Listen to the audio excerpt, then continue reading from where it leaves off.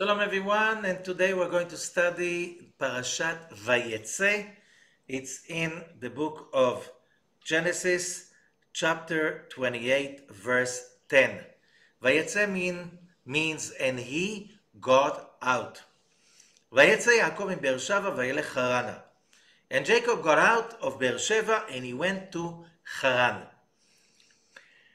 In order to understand this parasha, you need to understand Hebrew. So we'll try to explain, because like in all other verses in the Torah, there's so many hidden messages, information, wisdom for us. So basically the story is about Jacob getting out of Beersheva, where he lived with his family. We can say kind of troubled family, because one of the reasons he goes to Beersheva is not just to get married, but to run away from his twin brother, who'd like to kill him. Okay, so the story is that he goes from Beersheva in order to get to Haran. Haran, that's a place that Abram lived for a while on his way to the land of Canaan from Ur.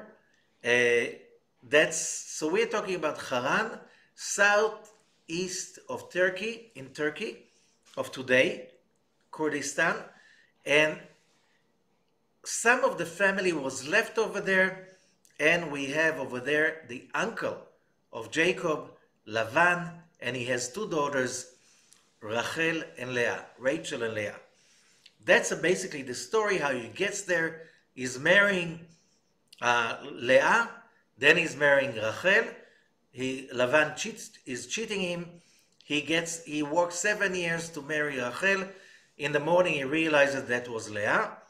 And the story goes on with the birth of 11 sons to Jacob.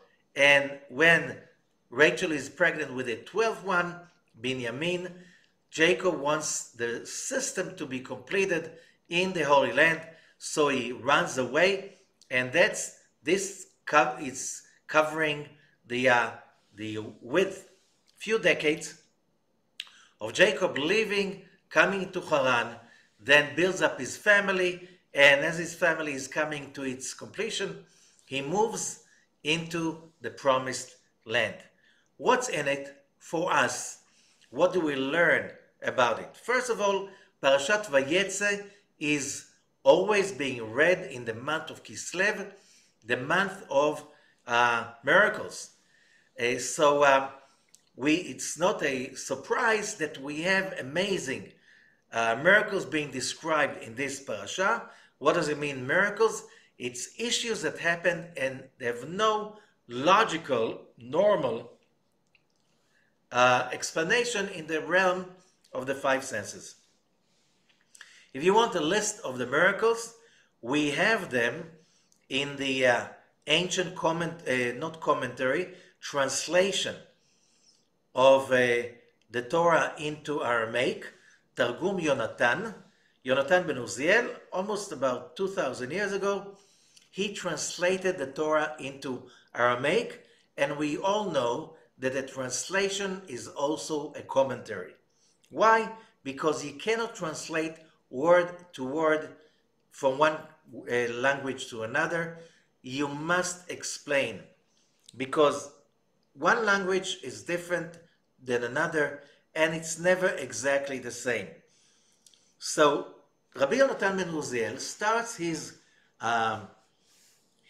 translation, VaYetse Yaakov in Beersheva vayelech Harana, and his translation says as follows in Aramaic: 5 ניסים התעבידו ליעקב בזמן דנפק מבאר שבע. 5 miracles happened to Jacob when he left Beersheva. ניס הקמה התקצרו שאוי דיומה וטמא שמשה. He's counting the miracles, and let us explain the story. Okay, Jacob is living Beersheva. Now Beersheva geographically is in the south of Israel. Basically, it's the middle, because the half size of Israel, the half south, is totally a desert. But in the Beersheba is in the border between the desert land and the inhabited land. So Beersheba was an amazing place for shepherds because during the winter you have a lot of space for sheep, and you have also enough wells, and because of the rains of the winter, and you can also move up when it's too dry to areas that are more they have more green stuff and herb and grass for the sheep, for the cattle and the sheep. So the major place most of the time, as we see for Abraham and later on for Yitzchak, is Beersheba. So Beersheba is in the southern part of Israel, okay, and he goes to Haran. On the way to Haran, he has the major road was going on the mountains of Israel, the ridge of mountains in the middle of Israel.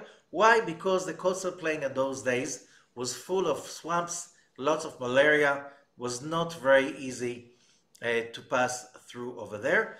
So he went through the mountains, and then the story is that as follows, because there are 5 miracles that happened on that way. One, that it says that the first, verse 10, VaYetse Yaakov Beersheba vayelech Harana, Jacob leaves Beersheba to go to Haran. Vayifga b'makom, verse 11, and he hits the place. And the word the place is, if we read the earlier parashot, it's always relating to the place, Mount Moriah, that place that later on King David bought it from the king of the Jebusites. King Solomon built the temple over there, and the second temple was built on the same spot 500 years later. Okay, the same temple that was destroyed in the year 70 CE. Now, so the place, it's called the place, and we'll see soon. Vayifga b'makom, and he hits the place, which is a weird language. You say he arrived to the place, he reached the place, he passed through the place. Why hitting the place? Vayalem sham kiva hashamesh. And then it says he went to sleep over there because the sun set. So the miracle is that the sun that Jacob passed by, and then the sunset happened in the middle of the day, okay, as Jacob was just passing.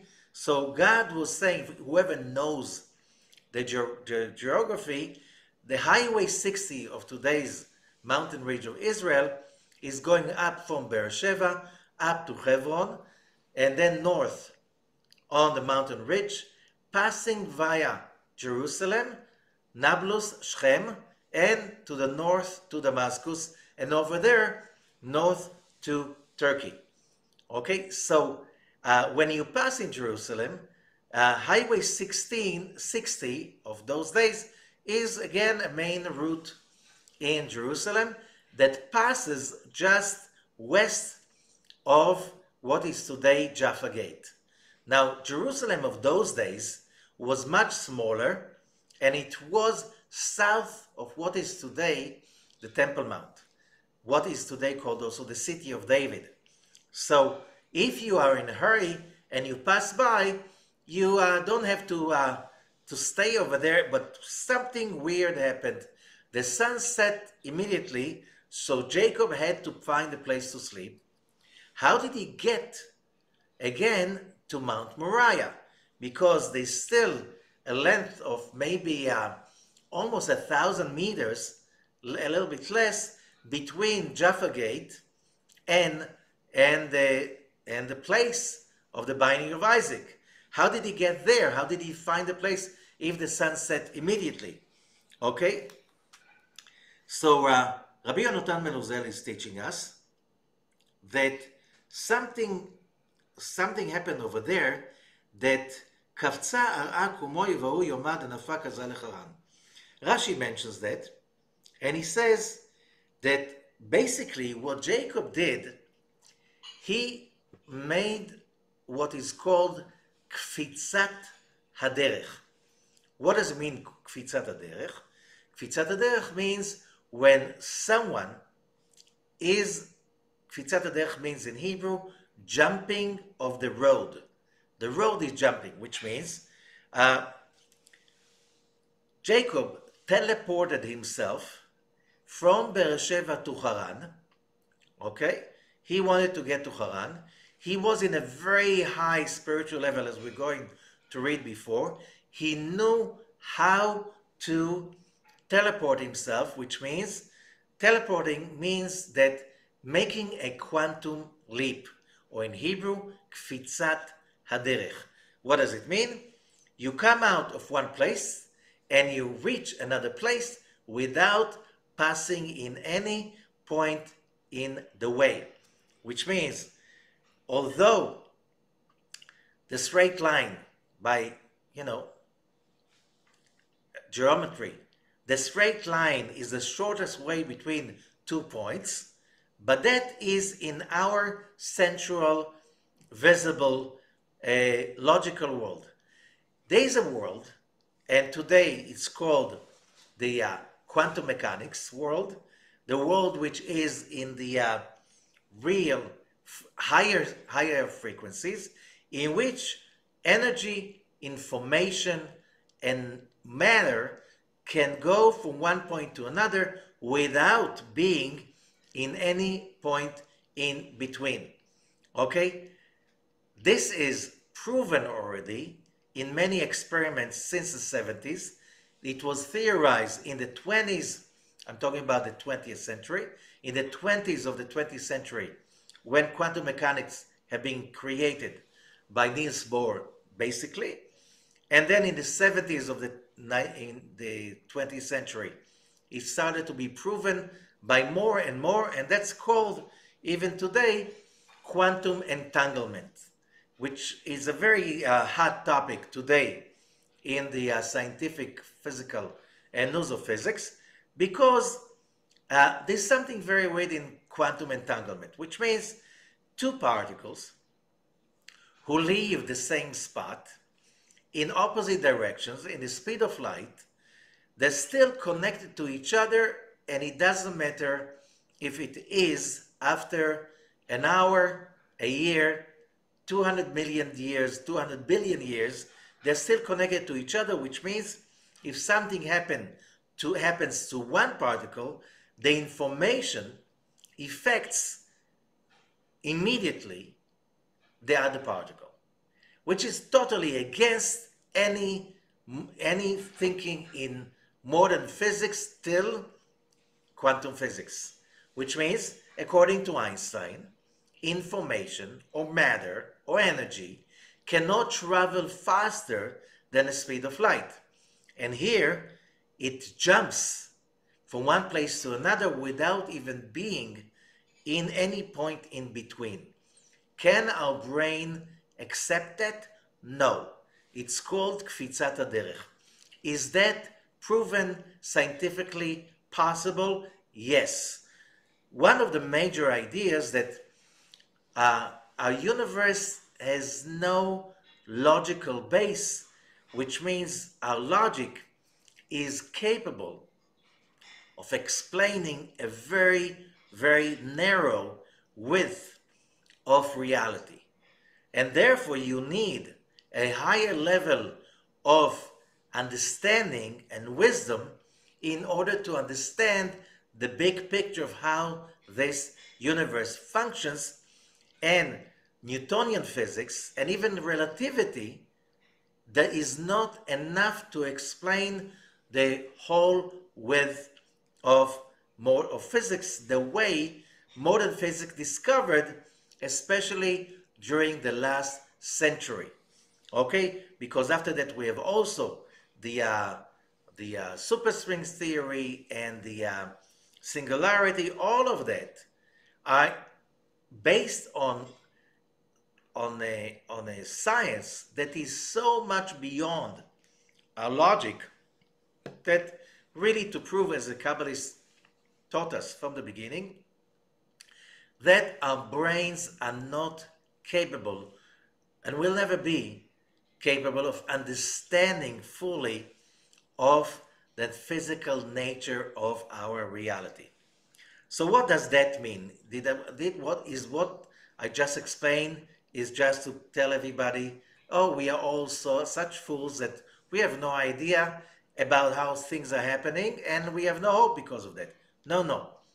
The story of Jacob is to prove that we have a way to succeed, and here lies the story. Jacob, he's already on a very high level of wisdom when he leaves the land of Israel. It's not called the land of Israel yet. Okay, he didn't get the name Israel yet, but well, let's call it the Holy Land, the Promised Land. The land that was promised to Abraham, to Isaac, and also for him. And that promise is being repeated again to him, to Jacob by God in this parasha. Okay, so what the story is about, that as Jacob is leaving and he's making a calculated quantum leap, teleporting himself from Beersheba to Haran, the legend says, God says, you're going away without saying goodbye? No, I'm going to mix up your coordinates and you're going to come to my place. And Jacob finds himself in Mount Moriah, the same place that Abraham bound his father Isaac, and he's there and he wants to move on, and suddenly the sun sets, so he has to go to sleep. He sleeps over there. He doesn't realize where is he. We see that from the rest of the story. And then verse 12, Vayachalom v'hine sulam mutzav arza v'rosho magia shomayma. And he has a dream, and he sees a ladder standing on the earth, and the head of the ladder is reaching the heavens. V'hine malachei Elohim olim v'yordim bo. And the angels of God are coming up and down that ladder. And then it goes on, verse 13. V'hine Adonai nitzav alav. And then God, Youdkevitch, that's mentioned as Youdkevitch, as a tetragrammaton, the name of God, nitzav alav, is standing above the ladder, or above him, and he says, I am God, the Lord of Abraham, of your father, and the Lord of Isaac. The land that you lie upon, I'm going to give it to you and your offsprings. And here comes another legend that says, what does mean the land you're lying upon? You know, how big is the land somebody lies upon? This is a very small, tiny land. That's the size of a grave. So the legend says God folded the whole land of Israel underneath Jacob. Okay? Which is, why do you have to do that? And the Zohar also says, why do you have to do that? It's like the land of Israel is big. If you fold it under Jacob, what's the purpose? What do you need to prove over here? And the Zohar says something very interesting. This is Zohar Parashat Kedushim in the old print, page 44, side 1. We learned, Melamed shenitkappela lo Eretz Yisrael v'chi Eretz.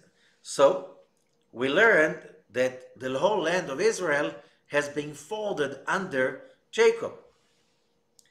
The land of Israel, that is, it's a size of a land. Anyway, it's not a big land relatively to the rest of the world, but it's a land. Okay? Millions of people live on that land. You know, how do you uproot a whole country and you fold it under one person? It's not acceptable. God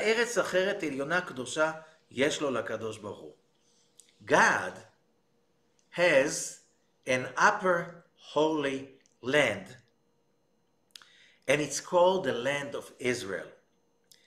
והיא תחת מדרגת יעקב העומד עליה, and this land is under that level that Jacob had reached already. והנחילה הקדוש ברוך הוא לישראל בשביל אהבתו אותם. And God gave that land, and we are talking about the spiritual holy land of Israel. He gave it as an inheritance to the nation of Israel because he loves them. So he can dwell with them, to lead them, to protect them, and this land is also called Eretz HaChaim, the land of life. Okay, what do we learn from what we just read till now? Because that can be a little bit mixing up. So let's start with a Zohar commentary about this issue. And I'm reading Zohar Sulam, verse 20.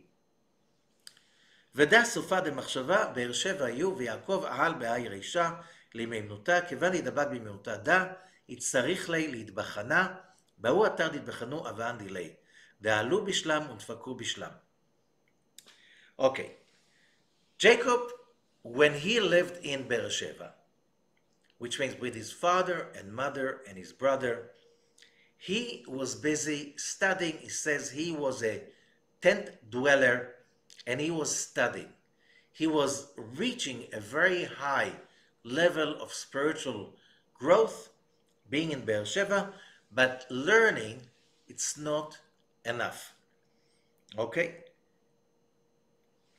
כיוון שיעקב נדבק באמונה הזו, since Jacob arrived to such a high level of faith, or in a better word, connection to the spiritual realm, okay? היה נצרך להתנסות באותו מקום שנתנסה שם אבותיו. Now he needed to go through a test, which means in Hebrew the word test, as we learned, we'll see that some expressions repeat themselves for the last few parashot since Parashat Lech Lecha. Okay? And what are these terms that we have to learn them in order to apply them in our everyday life? First of all, in order to achieve that level of greatness, the level of spiritual awakening, perception, wisdom, mental power, and so on, that you need to go through a low place. A low place. And there's a list of them. The Zohar says this is a list. There are 5 major tests. The first one was the tree of knowledge. Adam, in order to reach the greatness he was supposed to reach, he had to experience the challenge that is called the tree of knowledge. He failed. Okay? The tree of knowledge test was in order for Adam to reach the highest level possible. He did not pass that test. Okay? The second one is Yain HaMeshaker, the wine that gets people drunk. Who had to pass that test? Noach. Read the story Parashat Noach. Noach reached a very high level. In his level, he could secure himself, his family, and the animals that went with him, which means like the seed of the new world when the previous world has been exterminated as a result of their behavior. Anyway, Noach had to be tested, and he failed because he got drunk with the wine and he could not pass the test. The next test is called Mitzrayim, Egypt. Abram had to go by this. When we see that Abram is moving out of Haran, going to Egypt, going to the land of Israel, the promised land, and then it's a famine and he goes to Egypt. He has to face there many, many challenges, and he does it right. He comes out of Egypt victorious and more powerful. Then he has another one, the Philistines. He has to be tested with that. And also, Isaac, his son, has to be tested with the Philistines also. Why the Philistines?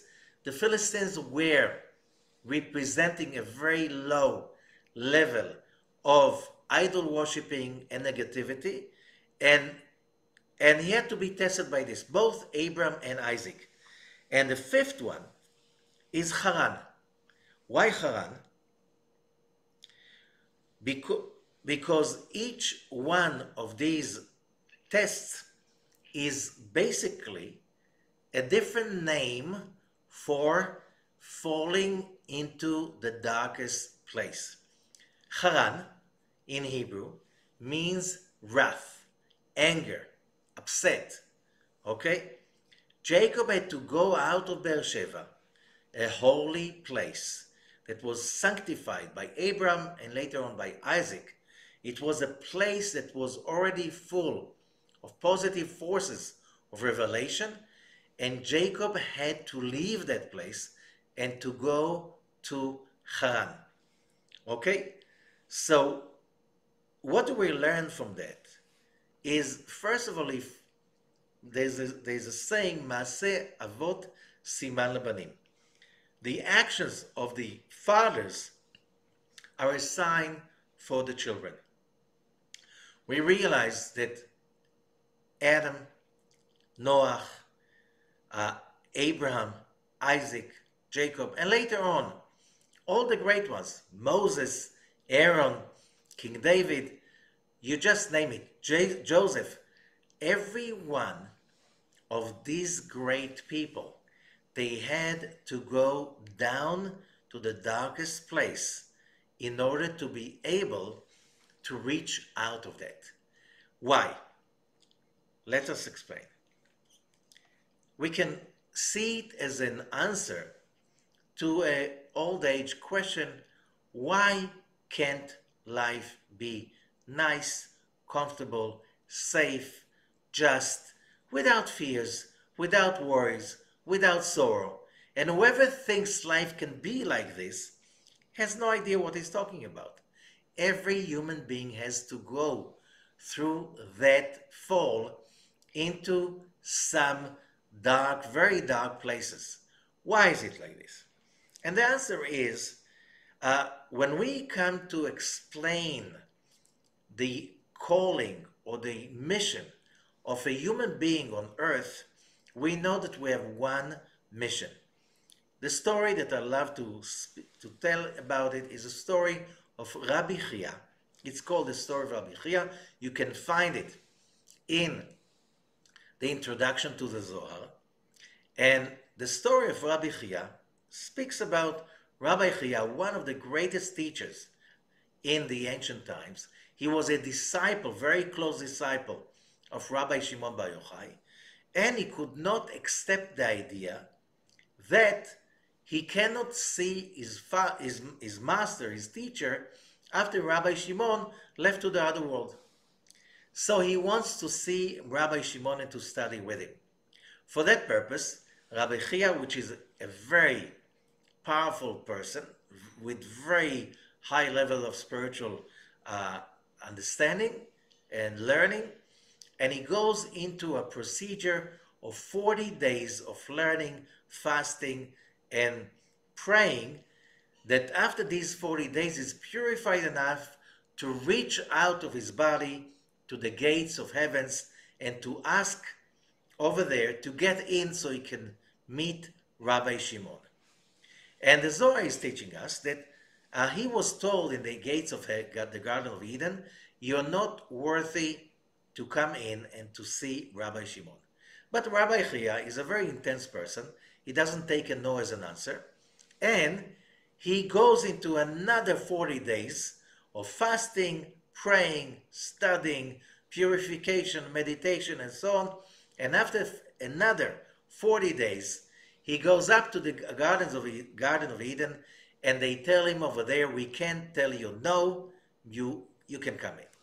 So he's escorted in, and he's brought to the Heavenly Academy, to that section of Rabbi Shimon.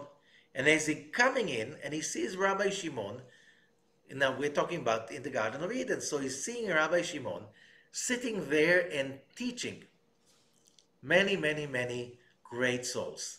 And Rabbi Shimon notices that Rabbi Achia is coming, and he's so happy to see him. He said, "Oh, here's our friend Rabbi Achia. Come sit next to us and learn with us." So it's an amazing story of Rabbi Achia, explaining how does it look like in the Garden of Eden, and how is it to study with Rabbi Shimon. And then he says, a very high soul is coming from another academy in the Garden of Eden. Seems to be there are many academies over there.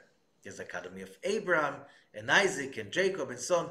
Every sage has his own great academy over there. So a very high soul is coming from another academy, comes to visit Rabbi Shimon, and that soul is noticing, according to the story, Rabbi Achia sitting there. And that soul is raising a voice and proclaiming, who is this mortal that came into the Garden of Eden? Because, and that's what's important, that story, because here in the Garden of Eden, there's a place only for the ones who turned the darkness into light and the bitter into sweet. And that summarizes the story. Although it's a bigger story, much bigger, but this is for us, which means every human being, when we come to this physical earth, into a physical body, we're not here to experience a nice, comfortable, safe life. That's not our mission. This is not our goal. Although this is what we learn since childhood, that our dream is about having a secured, nice, safe life, and we work all our lives and do our best, earning money, status, finding a place, a home, a house, whatever, and the main thought is, how do I secure my life and my family from great disasters, from disappointments, and so on and so forth. And we look at the history of humanity and we realize how futile is that mission. So it's after so many thousands of years, we didn't realize that this is not achievable. Why? Why is that not achievable? And the answer is that if everything is secure and comfortable and just and logical and reasonable and safe, with no surprises or disappointments, you can never turn darkness into light. You can never turn the bitter into sweet. And that is our mission. We're not here in this physical world to be in a physical body in order to feel comfortable and safe. This is not the goal. So what's the goal? As we said, we're here to transform. We're here to change. Getting out of the box is our mission. It's our calling. It's not something that we do once in a while because it's nice or because you decide to be an innovative person. It is our life mission. So when it says that Jacob is getting out of Beersheba, the word is getting out. He's not leaving. He's not walking to Haran. You know, many commentators are saying, when you leave, when you go from New York to, let's say, Miami, so you go to Miami. You don't have to say that you leave New York because everybody gets it. That if you went to Miami, you had to get out of New York. It's redundant. You don't need to add that you leave.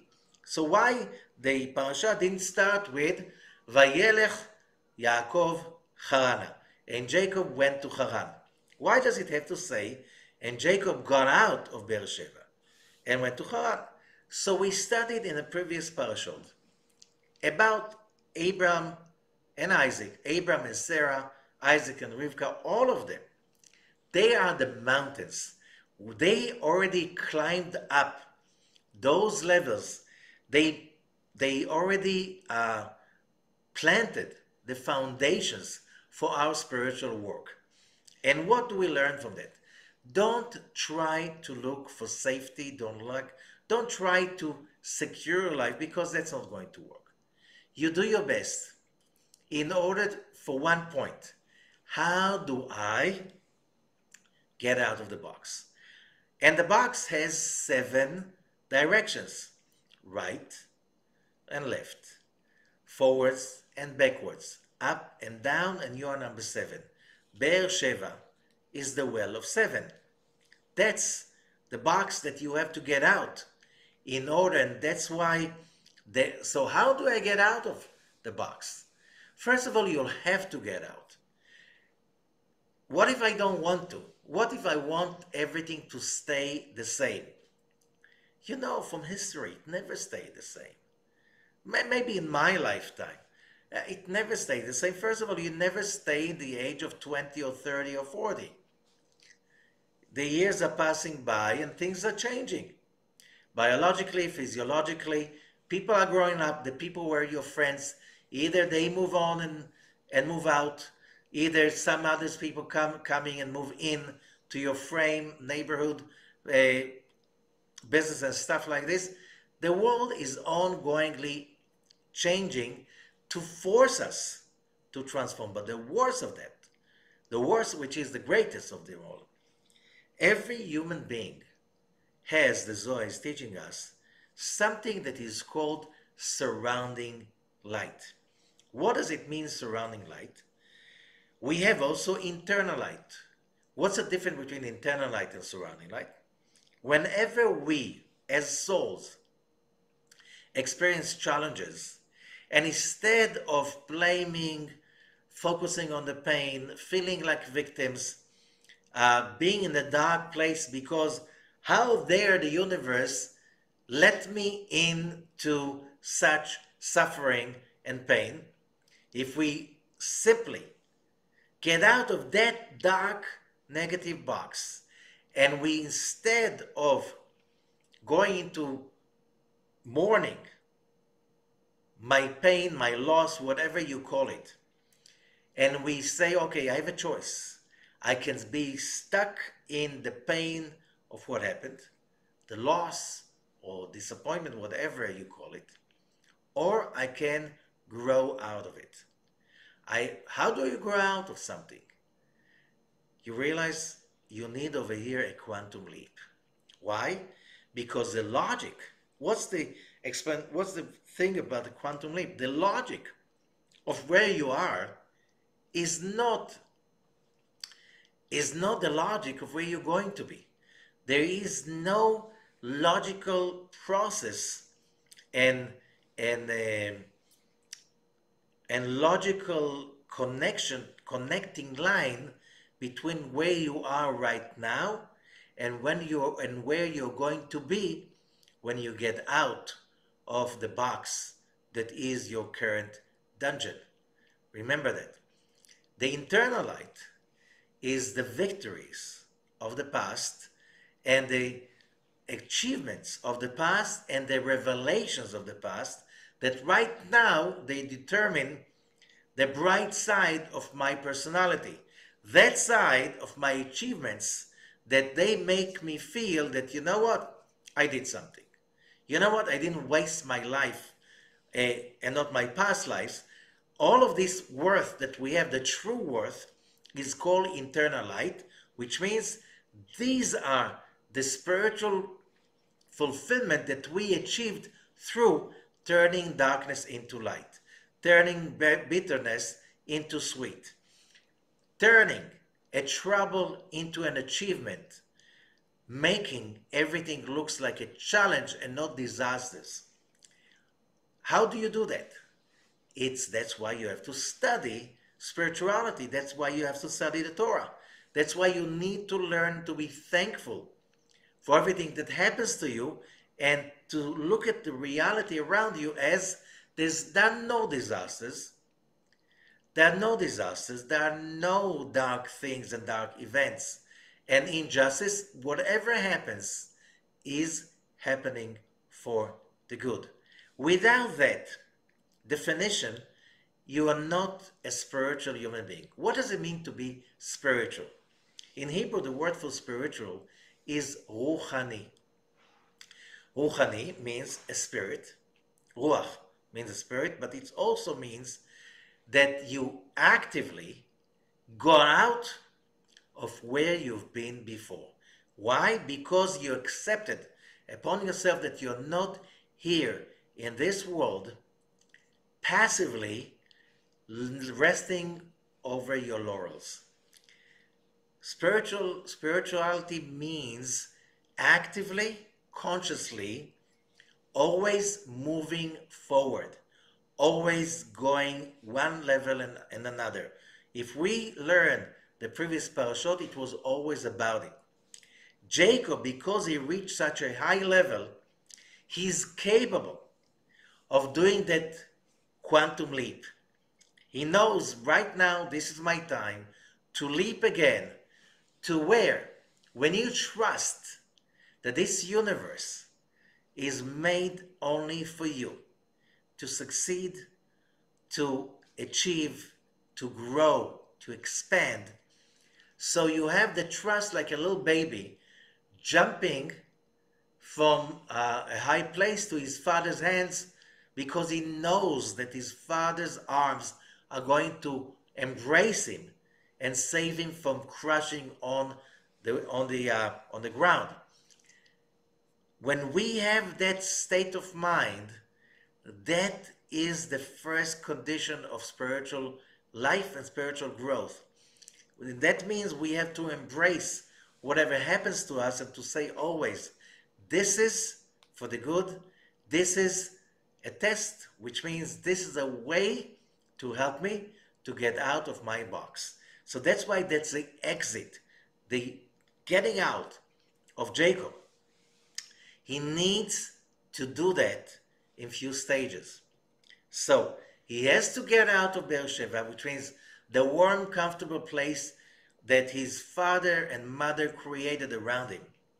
So why does he do it? Oh, the physical reason is Esau, his brother, wants to kill him. That's never a reason. There's always a higher reason. So we said the internal light is that light that we achieved by our spiritual growth. What is the surrounding light, or mekif? Or mekif, surrounding light, means the light the Creator is intending to me, but I did not acquire or earn it yet, and I need to achieve ownership for that light. What's the point with the surrounding light? The surrounding light is not passive. The surrounding light is very active, sometimes even violent. When a person is fortifying his surroundings, mental and physical, with all the possible means he knows, so everything will stay the same and I'll never have to change again, the surrounding light is stronger than all of our fortifications. And by the nature of the surrounding light, it has the power to break, smash, trash our fortifications. And we look at it as a disaster. We look at it as a loss, as an injustice. And it's just the surrounding light simply trying to get in, and because of that, in order to get in, he has to destroy our jail that we consider it as our home, but it's our jail. Okay? So the getting out is very crucial in a spiritual journey. And Parashat VaYetse is in the month of Kislev, the month of miracles. And as we learned, miracles is not something that falls on you from the heavens because of God's love to you. Miracles is something you generate. And the first and the most basic miracle is when a person is making all the effort possible to think outside the box. What does it mean to think outside the box? To have that faith that is something bigger, higher, more enlightened, more positive, waiting for each one of us every stage in our lives. And that's what's waiting is my surrounding light. That's my real, true calling. And if I'm not going to be always on the go, in the journey of looking for that surrounding light, then that surrounding light will chase after me, and finally it's going to smash the walls of my fortified dungeon that I think that this is my extremely expensive fortified home, and it's not. It's my jail. So that means literally, that means mentally, that means by all means. So that's why when we see people losing whatever they thought, that's my accomplishment, and who can take it away from me? And the answer is no. Every human being must go through that place. One hand, it looks like a disaster.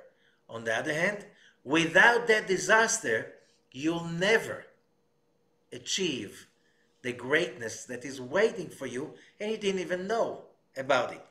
So Haran is called anger, wrath. Jacob has to go to Haran. Who is in Haran? Lavan.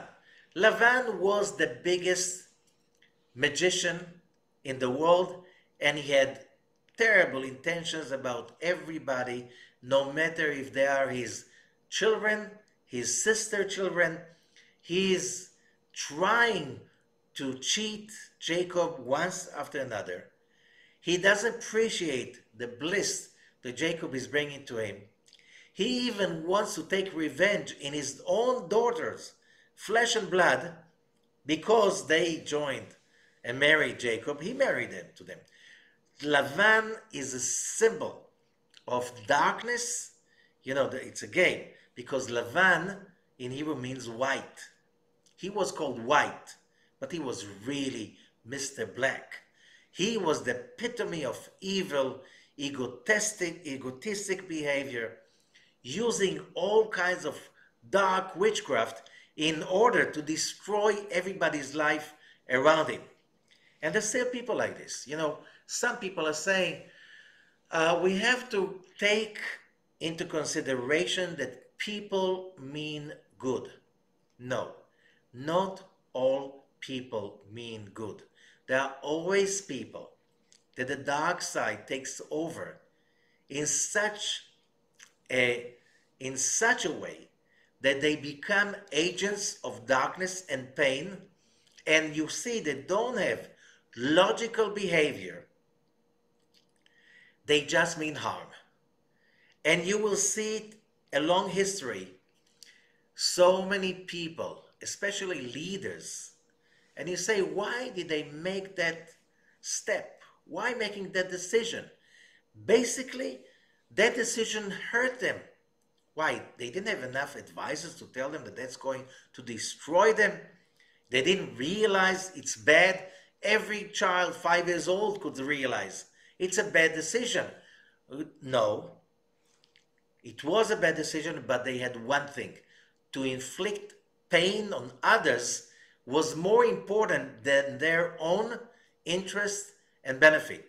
And there are too many people like this. And why these people behave like this? When the dark side, that we all have that dark side, when we do not maintain an ongoing fight against that dark side, because without fighting the dark side, how can we achieve light out of darkness? How can we achieve sweet out of bitter? Only if we have a dark side.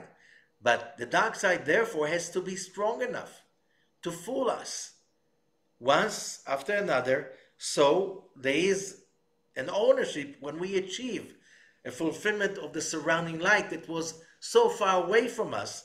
And finally, we can say, wow, that was a real quantum leap. That was a real, true, spiritual, mental achievement. This is thanks to the dark side. That dark side has agents. Those people that are not aware and they let the dark side take over, and therefore they have a behavior. If you look around the world politics, countries all over the world, people just next door, and you see why these people behave in such an evil manner. You know, you hurt other people, and don't you realize that there's a pay? You're going to be caught. It's criminals, whatever. People do stuff that, you know, we all do stuff. We all say things that logically, why did I say that? It hurts me for more than others for the long run. Eating stuff that are not good for me, smoking stuff, drinking stuff. It's like we all do that. We have those aspects to prove we have a dark side. Dark side means illogical behavior that is obviously, you don't need to be that smart, obviously against my interest. The same way we have that dark side, we have the light side that can take us to, again, places that are so illogically better than where I am right now. This is the quantum leap that we are talking about Jacob getting out. He is getting out of Beersheba. He wants to get to Haran to simply have his own growth away from his father and mother. That he has to create that personality that is going to become later on Israel. That's a name that he gets when he comes back. More than 20 years later, when he comes back to the promised land, his name is fighting the dark angel. And his name is becoming, thanks to that, Israel. The one who fights with gods and win. Okay? The one who can fight. That's what we're here for, fighting. Fighting the darkness, fighting our dark side, fighting our dungeon, which is our old thinking. That's the point. So, when we are talking about those illogical miracles that happened to Jacob, the Zohar is teaching us, and also some other commentaries, all of these are to teach us that we are not here for the gradual logical expansion and growth. We're here to achieve the impossible. People who just do all their lives just what's possible and what's logical, they're never satiated. They always feel that something is missing. Yes, I managed to have a life that is secure of surprises and disappointments. Everything went by the book. So why is it that I feel so depleted? Because we're here for the challenges. So of course, some people take challenges that are so illogical because they are challenges of the dark side. How can I hurt myself even more? By bringing myself into obvious troubles. Here we are talking about Jacob. He wants to do this job, and what happens? He makes the quantum leap from Beersheba, and he hits the place. That because he had a great intention, now it's my time right now to own my spiritual growth away from my father and mother, and now I'm ready to be able to fight with the darkness of Haran. He finds himself in the place. That place that what the Zohar is saying, which is amazing, when he gets up, he has that dream with a ladder, one of the most famous dreams in the history of humanity.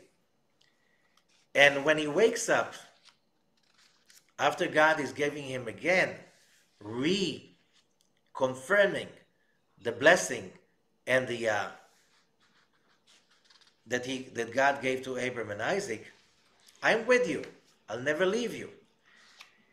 Jacob wakes up. That's verse 16. Vayikatz Yaakov mishnato. And Jacob wakes up from his sleep. Vayomer achen yesh Adonai b'makom hazeh. Indeed, there is God in this place. Ve'anochi lo yadati. I had no idea.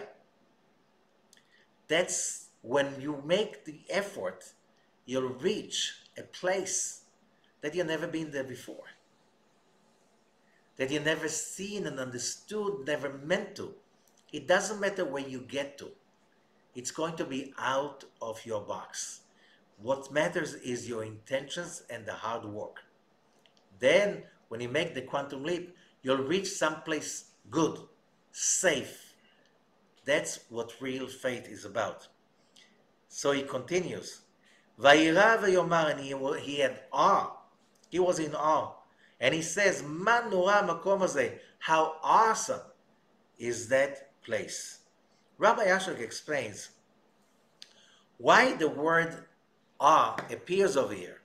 And by the way, Abram, in the same place, years earlier, after he completes the story of the binding of Isaac, and he says, and Abram calls the place Hashem Yireh. It's like this place is a place of awe. And here again, Jacob is calling it the place of awe. It's a place that is awesome. And Rabbi Ashlag explains, awe means completion, perfection. Awe means that, A-W-E, awe. When do we feel awe? Awe is not fear. You feel awe when you reach a place that is so complete, so adorable, complete, so unimaginable, complete, that it gives you inspiration.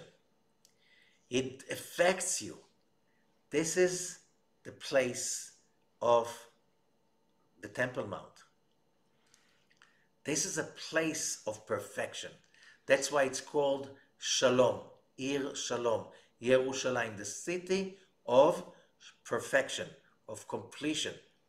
When people come to Jerusalem, they come to experience that completion, that when you really feel the presence of the frequency of completion, that's the surrounding light that we want to feel. That's a surrounding light of who we are supposed to be in such a perfect place. Being there, you can be only when you are in awe. What does it mean? When you are in awe, you are aware, you are awake, you are careful, you are respectful, you are in effort of keeping that feeling, because you know it's not coming for free. That's what Jacob is saying. He announces over there, this is the house of God. This is the gate of heavens. Every human being around the planet who wants to reach heavens, it's easier to reach that place using that awesome frequency of Jerusalem. This is the place that can help all of us to reach the fulfillment of our surrounding light. Okay? So therefore he calls it the house of God. Okay? The gate of heaven. Till today. Later on he goes to Haran. Still he goes to that mission with he knows that's not going to be easy. The word Haran in Hebrew means wrath. Not by mistake. He reaches that place, there's another miracle. He reaches the place that, a well. And he asks, where is Rachel? Where is Lavan? He said, oh, Lavan is living here, and Rachel, his daughter, will come soon with the herds, but we have to remove this huge stone from the well first. And if we don't have enough shepherds, we don't have enough manpower to remove the stone. As Rachel is coming, Jacob is so excited to see his soulmate. By himself, he removes that stone from the well, and the water come up and give water to all the herds around. It's a second and a third miracles there's so many miracles over here. The story is about miracles. The miracles is that we are human beings. We're here to experience the outside world, outside the five senses realm, outside the box, outside the dungeon of our brains and physical senses and other people's opinions. We're here to break through that. Parashat VaYetse is one of the greatest parashot of breaking that concept. So later on, when Jacob is marrying Leah, later on it realizes that without Leah, we wouldn't have 6 of the 12 tribes. Jacob is doing his best, and he gets much more than he bargained for. He just wanted Rachel.